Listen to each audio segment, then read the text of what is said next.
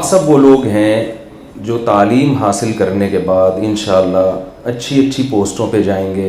آپ میں کوئی بھی ایسا نہیں مجھے لگتا جو بعد میں رکشہ چلائے گا, ٹیکسی چلائے گا, ریڑھی لگائے گا, وہ بھی انسان ہے, وہ بھی کوئی برے لوگ نہیں ہیں. مقصد یہ ہے آپ کی ویلیو بتانا. کیا آپ سارے وہ لوگ ہیں جن کے ہاتھ میں کل قوم کی نبض ہوگی؟ دو قسم کے طبقے ہیں نا دنیا میں, ایک وہ جو لیڈر بنتے ہیں, ایک وہ جو ماتحت ہو کے کام کرتے ہیں. دو ہی قسم کے لوگ اللہ نے پیدا کیے. اگر آپ کے سامنے آپ کا کوئی ہدف نہیں ہوگا, کوئی ویژن نہیں ہوگا, تو آپ کی زندگی تباہ اور برباد ہو جائے گی. دیکھیں انسان کے لیے, اچھا میری طرف توجہ رکھنی ہے آپ نے تھوڑی دیر میں. مجھے بیان نہیں آتا, میں گپ شپ لگاتا ہوں, باتیں کرتا ہوں. بیان تو علماء کا کام ہے. آپ میں سے ہر شخص سے میں ایک بات آپ کے ذہن میں ڈالنا چاہتا ہوں. کیا آپ لوگوں نے کبھی تنہائی میں بیٹھ کے غور کیا ہے کہ آپ کی زندگی کا ہدف کیا ہے؟ دنیا میں کسی کا کوئی گول نہ ہو, کوئی ہدف نہ ہو, تو وہ سیدھے راستے پہ چل سکتا ہے کیا؟ جو سوال پوچھوں اس کا جواب دینا. کوئی ہدف ہی نہیں ہے, کوئی ٹارگٹ ہی نہیں ہے. ایسا آدمی ٹینشن میں مبتلا ہوتا ہے, پریشان ہوتا ہے, جس کی زندگی کا کوئی ہدف ہو ہی نہیں. ایسا آدمی بھی پریشان ہوتا ہے جس نے غلط چیز کو ہدف بنا لیا, وہ بھی پریشان ہوتا ہے. ہمارے ہاں میجورٹی ایسی ہے جن کی زندگی کا سرے سے کوئی ہدف ہوتا ہی نہیں ہے. اکثر تو ہمارے ملک میں اسی قسم کے بچے پیدا ہو رہے ہیں, اور بڑے بھی ہو رہے ہیں تو ان کو 70 سال تک پتہ ہی نہیں چلتا کہ ہم کیوں ہیں, ہم دنیا میں آئے کیوں, رہتے کیوں ہیں. آپ کو پتہ ہے کہ جب آپ کا کوئی ویژن نہیں ہوتا تو آپ ہمیشہ کسی دوسرے کے ویژن کا حصہ بن جاتے ہیں. جب آپ کا کوئی ہدف نہیں ہوتا نا تو آپ دوسرے کے ہدف کا اس کے ساتھ تعاون شروع کر دیتے ہیں لاشعوری طور پر, آپ کو پتہ بھی نہیں چل رہا ہوتا. اس وقت دنیا کی بڑی بڑی قومیں ہیں جنہوں نے ایک ہدف بنایا ہے. وہ چاہتے ہیں کہ ساری دنیا اسی ٹریک پہ چلے جس ٹریک پر ہم دنیا کو چلانا چاہتے ہیں, تاکہ ان کا ویژن پورا ہو. وہ آپ کے ویژن کے لیے نہیں کر رہے یہ سب کچھ, وہ چاہتے ہیں ہمارا ویژن پورا ہو. اس کی میں ایک مثال دیتا ہوں. میں 2013 میں حج پہ گیا. حاجی وہاں اتنی شاپنگ کرتے ہیں, آپ کو پتہ ہی ہوگا. میں نے کہا کہ یار یہ اتنے لاکھ لوگ حج کرنے آتے ہیں ہر سال, تو کیا یہود و نصارہ کو اس پہ اعتراض نہیں ہوتا کہ اتنا اسلام پھل پھول رہا ہے, 40 لاکھ لوگ ہر سال حج کرنے جاتے ہیں. تو وہاں کسی نے مجھے بتایا کہ یہود و نصارہ اس سے پریشان نہیں ہوتے بلکہ خوش ہوتے ہیں. میں نے کہا بھائی ہمارے حج کرنے سے ان کو کیا خوشی ہو رہی ہے؟ بھائی ان کو خوشی ہوتی ہے کہ 40 لاکھ لوگ جتنی شاپنگ کرتے ہیں نا, تو اس سے فائدہ ملٹی نیشنل کمپنی کو ہوتا ہے, کسی اسلامی کنٹری کو بولیں نہیں. تو ان کے تو مال تباہ میں بک رہا ہے, اتنا فائدہ. وہاں تو سارے ہماری کسی اسلامی کنٹری تو کوئی پروڈکٹ ہمیں کوئی نسوار شاید کہیں وہ بھی گلیوں میں, یا پان کی میں نے کچھ دکانیں سعودیہ میں دیکھی جو بنگلہ دیش کے لوگوں نے کھولی ہیں چھپ کے, وہ بھی لیگل. تو پان, نسوار اور شاید اب پاکستانی بہت زیادہ ہیں تو گٹکا بھی وہاں شروع ہو جائے. تو جب تک وہاں پان, نسوار اور گٹکے کا بزنس ترقی نہیں کرتا, پاکستانی قوم کو اس حج سے کوئی فائدہ معاشی لحاظ سے نہیں ہے. سمجھ رہے ہیں وجہ کیا ہے؟ ہم لاشعوری طور پر حج بھی کر رہے ہیں لیکن ہم اس میں کسی دوسرے کے ویژن کا حصہ بن رہے ہیں. حالانکہ قرآن مجید نے حج اور تجارت کو ایک ساتھ ذکر کیا ہے. اس سے معلوم ہوتا ہے کہ اسلام میں حج کی ایک بڑی منفعت مسلمانوں کو تجارتی بنیادوں پہ بھی ترقی یافتہ بنانا تھا. ہوتا یہ تھا صحابہ کرام جب حج کے لیے جایا کرتے تو دنیا بھر سے لوگ آیا کرتے تھے. سارے وہاں مکہ میں جمع ہو جاتے تھے, ایک دوسرے سے پوچھتے آپ شام سے آئے ہیں, آپ مصر سے آئے ہیں, آپ عراق سے آئے ہیں, بھئی عراق میں کس چیز کی زیادہ ضرورت ہے. عراقی پوچھتے کہ یہاں مکہ میں کس چیز کی زیادہ ضرورت ہے. اگلے سال آتے, جس چیز کی مکہ میں ضرورت ہے وہ عراق سے یہاں آتی, اور جس کی عراق میں ضرورت ہے یہاں سے وہاں جاتی. بہترین تجارت ہوتی تھی حج کے موقع پہ.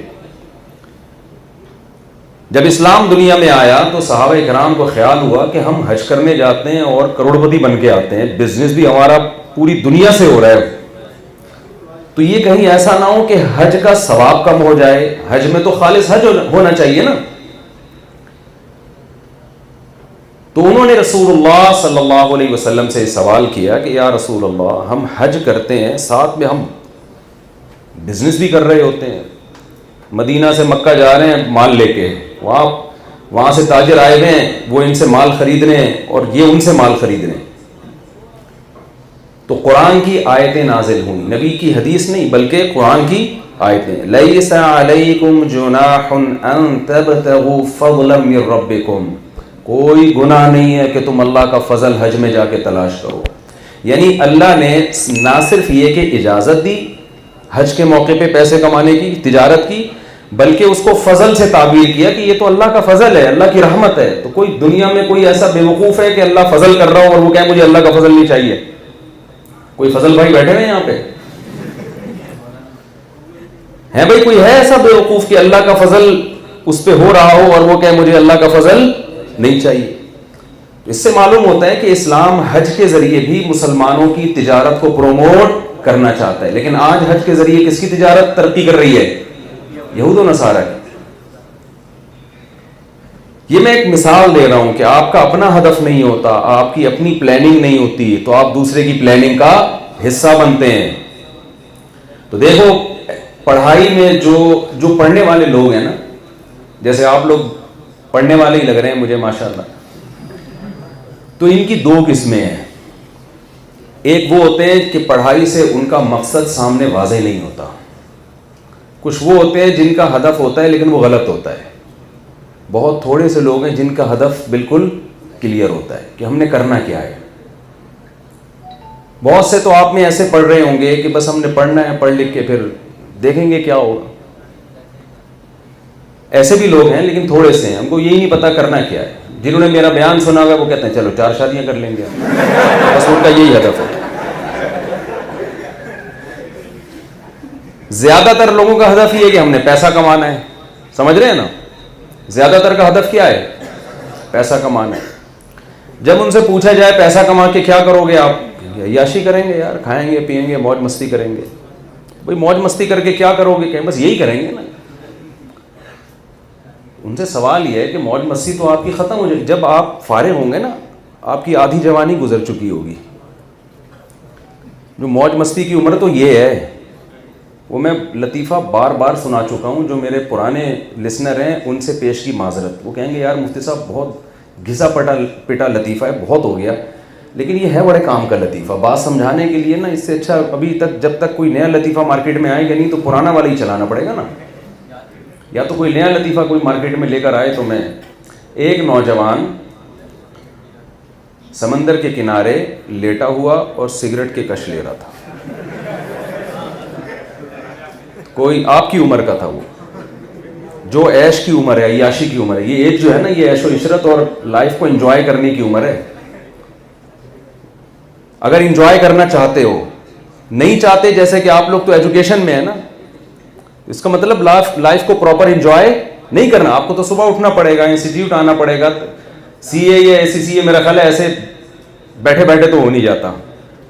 میں جن لوگوں سے ملا ہوں جنہوں نے سی اے کیا ہے, وہ ان کے بال سفید ہو گئے پڑھ کے.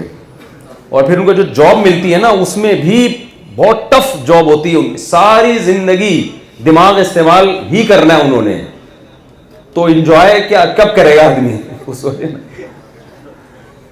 تو انجوائے کرنے کی عمر تو اس نوجوان کی تھی. وہ ساحل سمندر پہ لیٹا ہوا تھا, سگریٹ کے کش لے رہا تھا, کبھی ناک سے دھواں نکال رہا ہے, کبھی منہ سے دھواں نکال رہا ہے.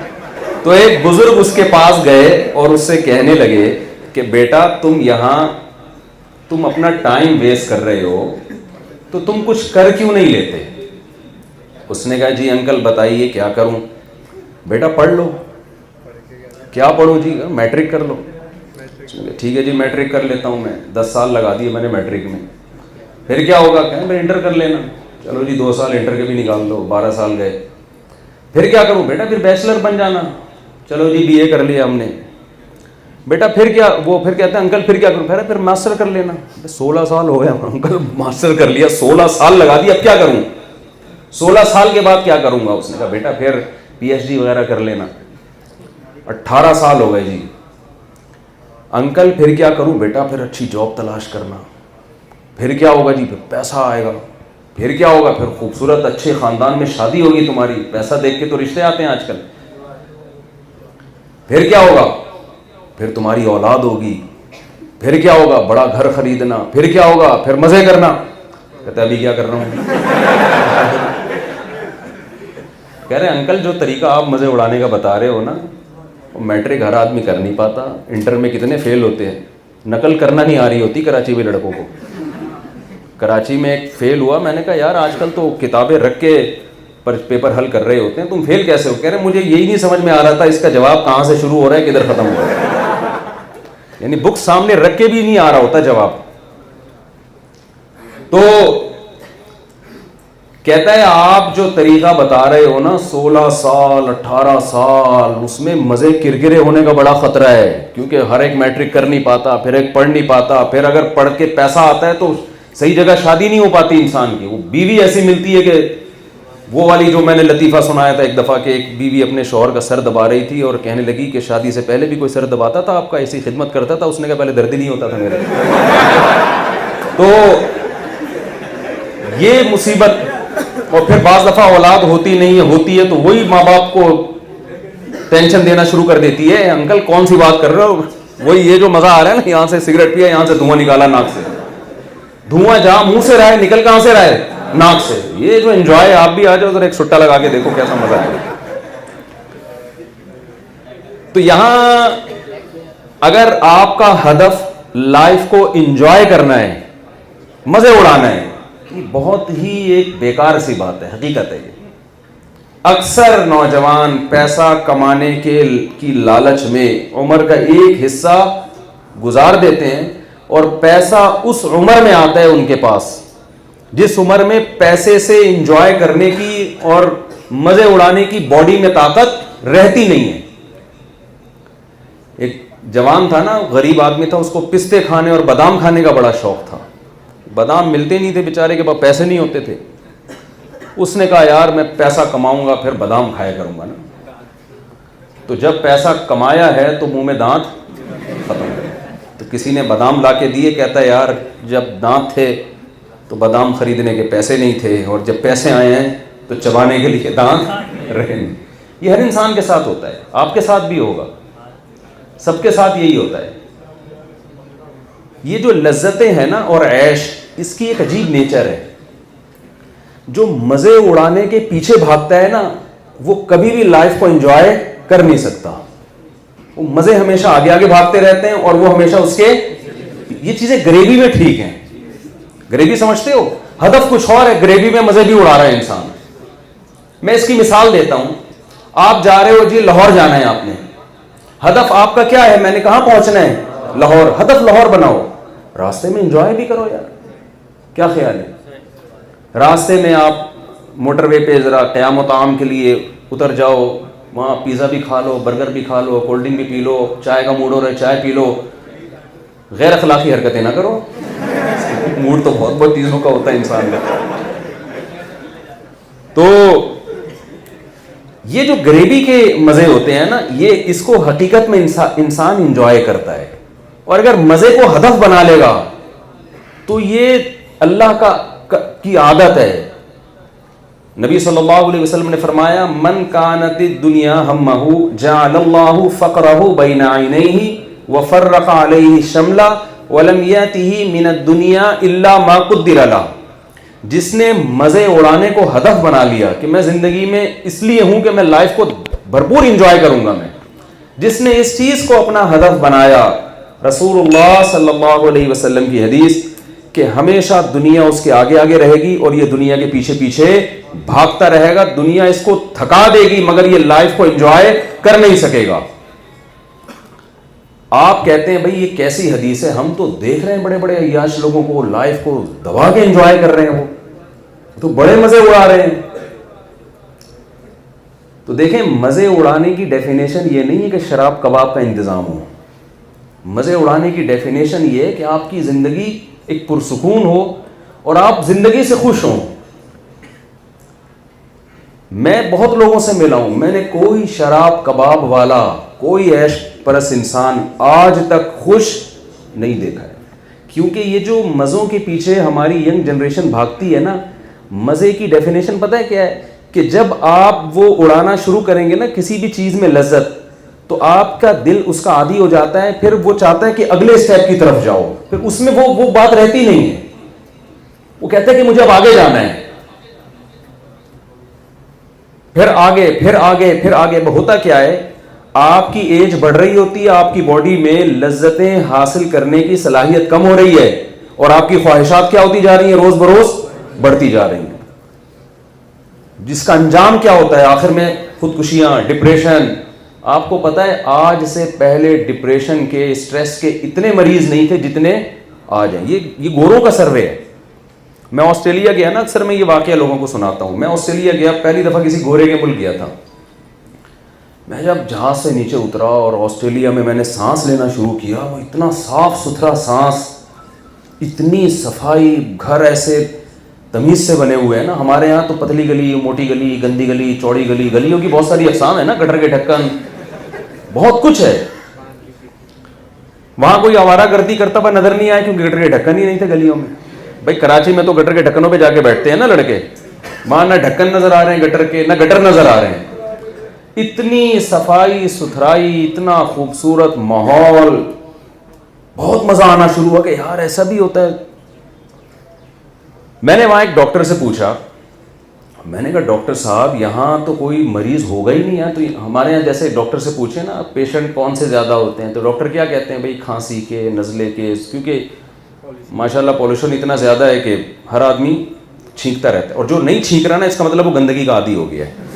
وہ یہ نہیں ہے کہ وہ بہت اچھا صحت مند ہے, اس کا مطلب وہ جراثیم وراثیم جو ہے نا اس کے لیے لفٹ کرانا چھوڑ دی اس کی باڈی میں.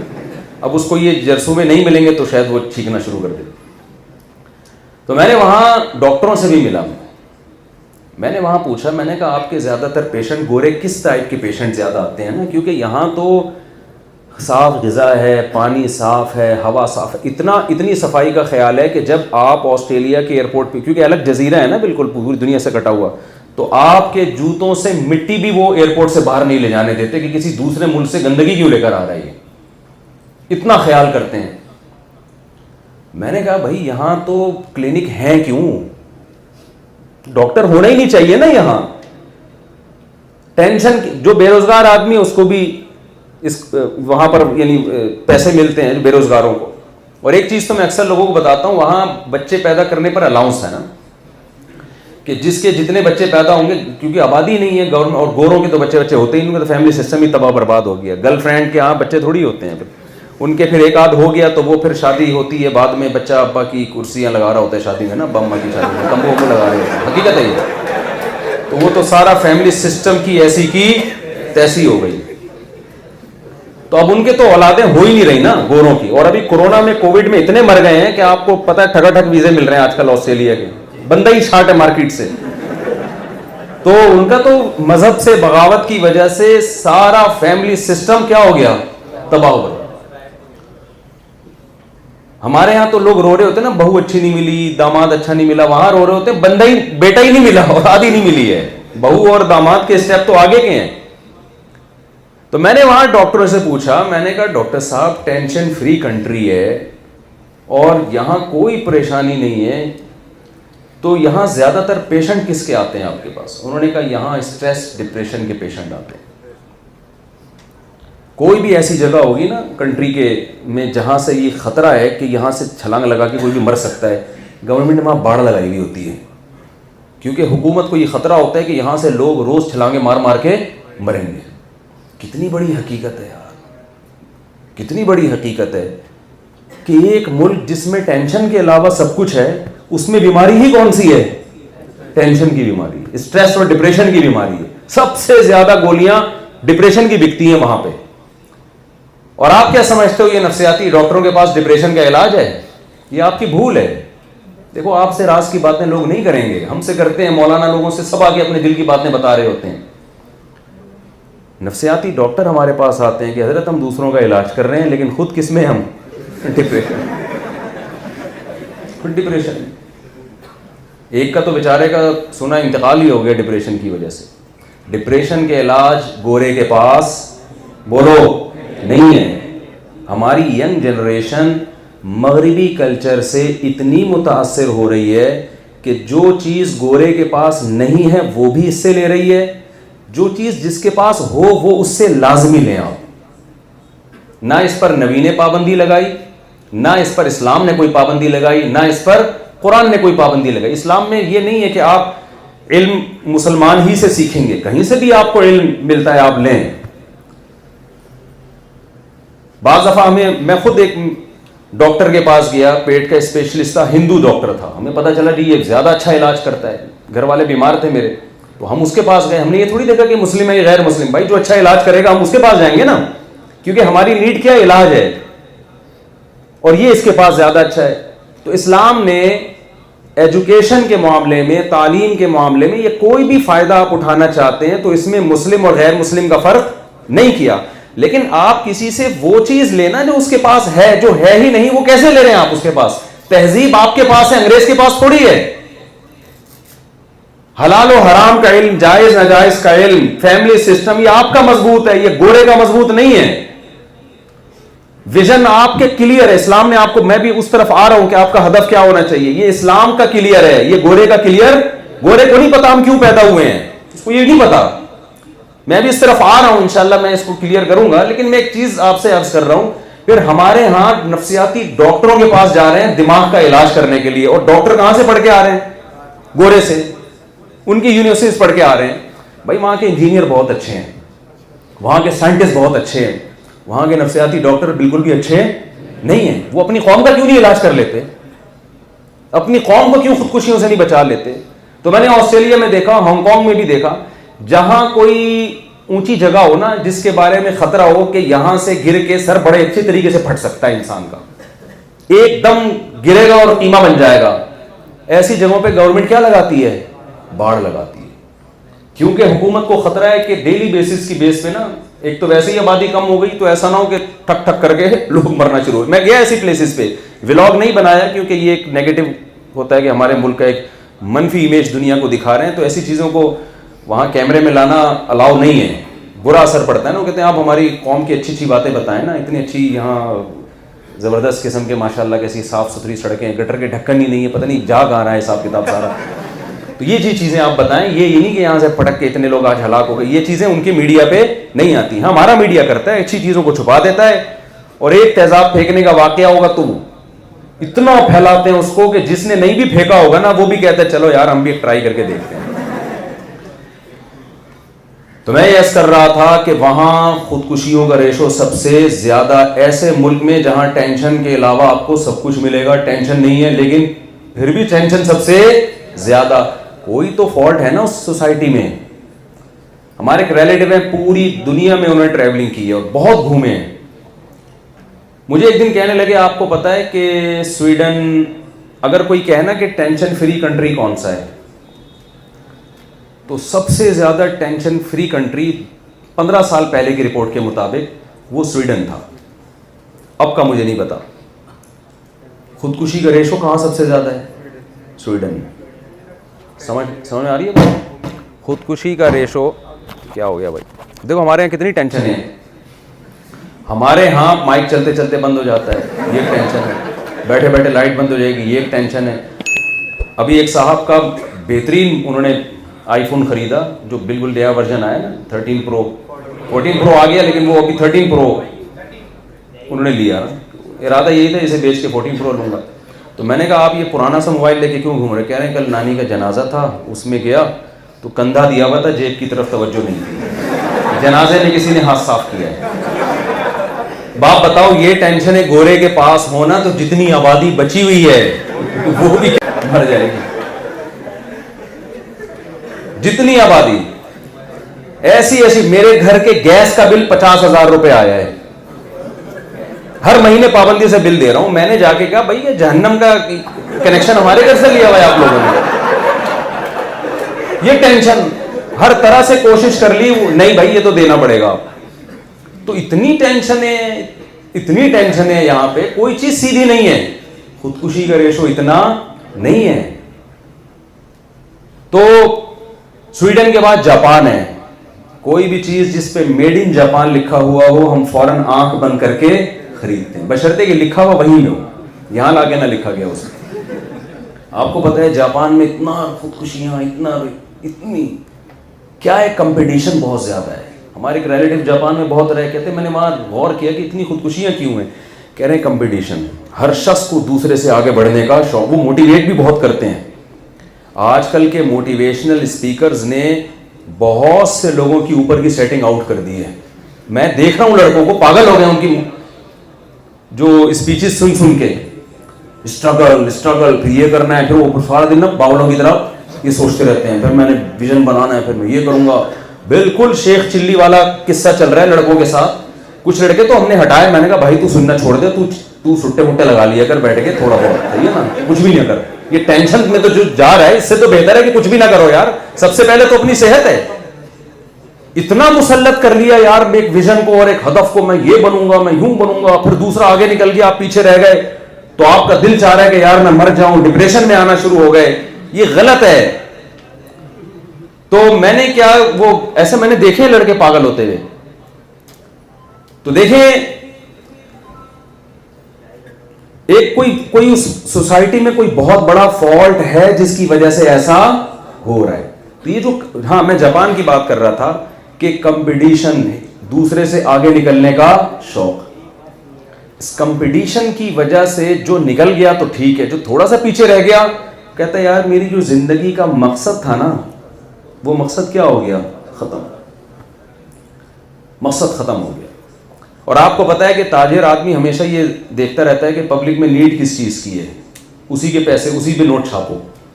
तो वहाँ जापान में जब ताजिरों ने देखा, खोपड़ी इस्तेमाल की, उन्होंने कहा कि यार इतने लोग मर रहे हैं तो चलो हम कोई ऐसा तरीका ईजाद कर लें, आइए तमीज़ से मरिए, हमारे पास इतने पैसे हमें दें, हम आपको तमीज़ से मार देंगे। तो आप इकट्ठे मरना चाहते हैं, या उनके यहाँ नाकाम मोहब्बतों की वजह से कोई नहीं मरता, ये जहन में रखें।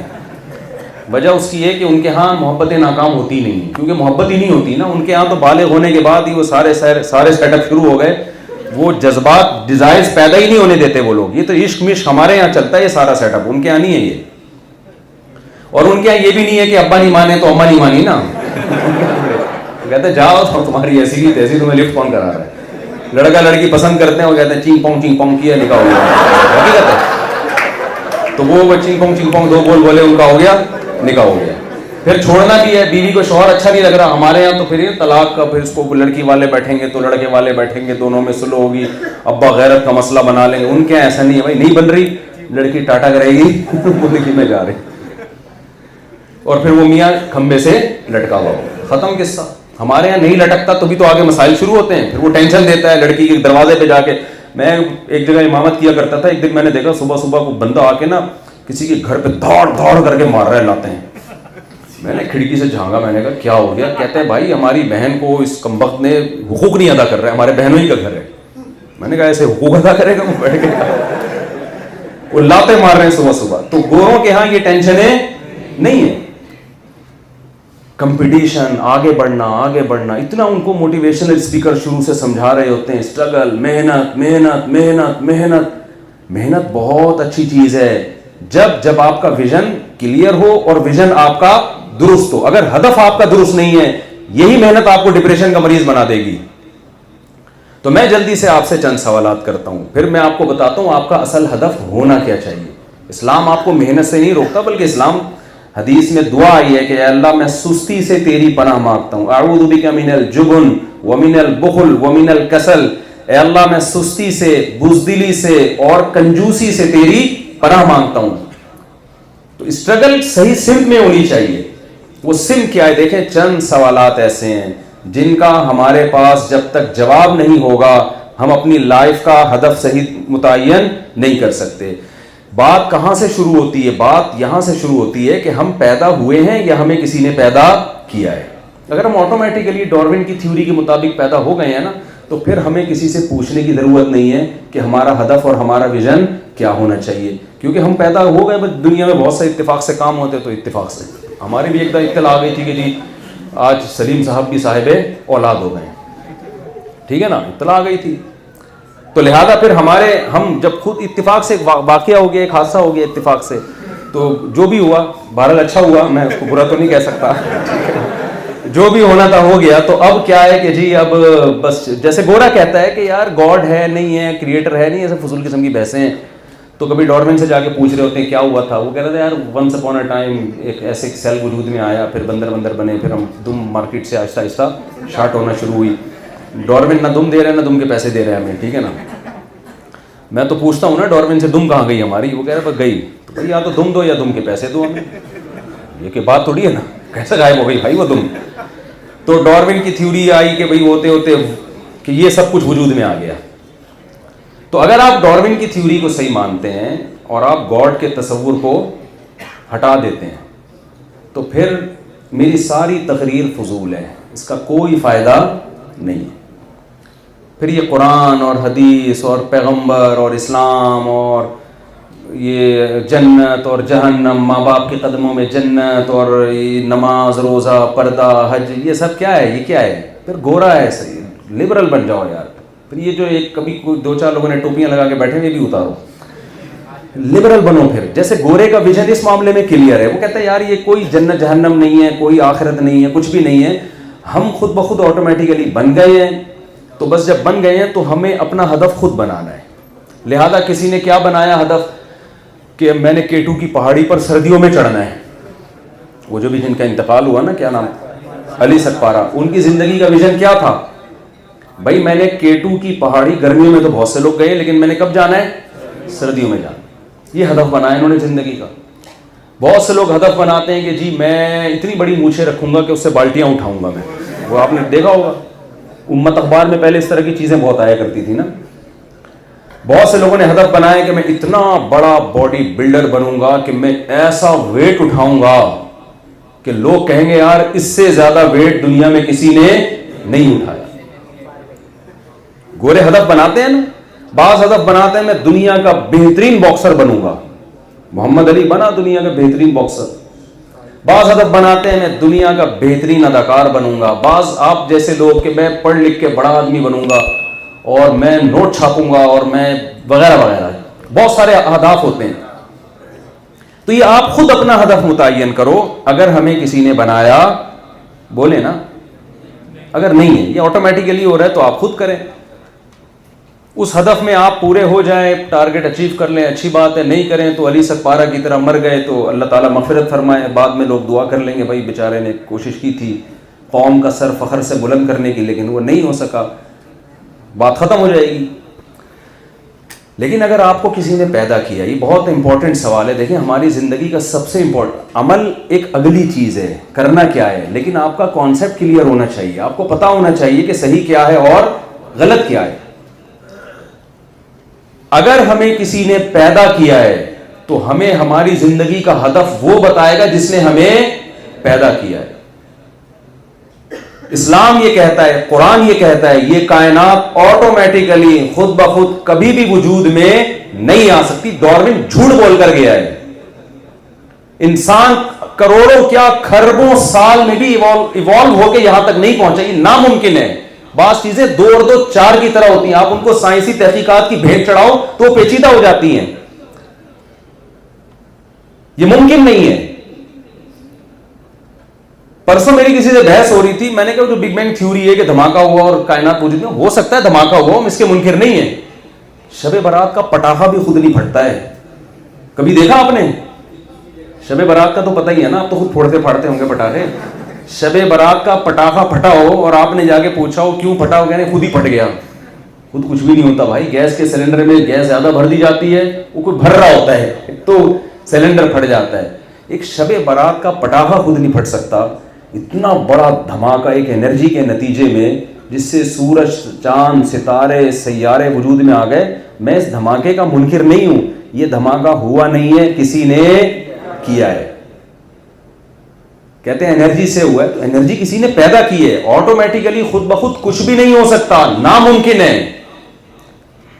ہمارے ایک دوست تھے، وہ مجھے کہنے لگے، ہمارے کلاس ٹیچر ہیں، ایتھیسٹ ہیں، ملحد ہیں. وہ کہنے لگے کہ یار اگر کوئی خدا ہے تو ہم جب گاڑی کے ایکسیلریٹر پہ پاؤں رکھتے ہیں تو گاڑی چلتی ہے، بریک لگاتے ہیں تو گاڑی رکتی ہے، تو اس کا مطلب کوئی نہ کوئی لاجک ہے ہر کام کی. تو خدا کہاں ہے اس میں بھائی؟ ایکسیلریٹر پہ پاؤں رکھے تو چلے گی، بریک لگاؤ گے تو روکے گی.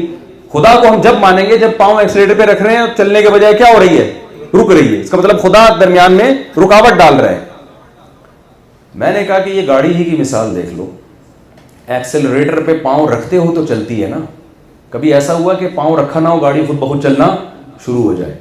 جو گاڑی اپنے چلنے میں، اپنی ڈرائیونگ میں ڈرائیور کی محتاج ہو، وہ اپنی تخلیق میں کریٹر کی محتاج نہیں ہوگی. بولے نا کیا ہو گیا بھائی؟ بولے وہ نہیں ہوگی، وہ یقیناً ہوگی. ایسا ہو نہیں سکتا. سوال اصل میں یہ ہونا چاہیے کہ گاڑی اگر یہ گاڑی ایک مادی چیز ہے نا، جب تک کوئی چلانے والا نہ ہو یہ چلتی نہیں ہے. یہ خود بخود نہیں ہوتی. یہ بن سکتی ہے آٹومیٹیکلی خود بخود جب تک کوئی بنانے والا نہ ہو.